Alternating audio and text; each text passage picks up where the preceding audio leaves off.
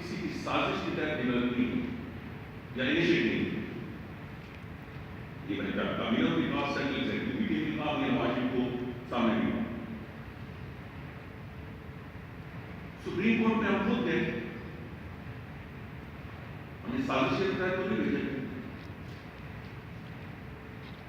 मैं उन चंद लोगों से जिन्होंने मुखालफत की, केवल कामयाब ने कहा कि सवाल को मैंने मुखालफत की, मगर कुछ लोग थे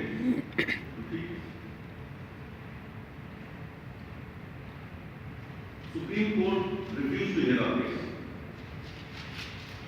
हम फिर चले और हम सिर्फ फिर नहीं गए, हमने खत लिख दिया इन राइटिंग कि आप जिस तरह की जिस कानून के तहत भी आप ये केस लेकर चाहते हैं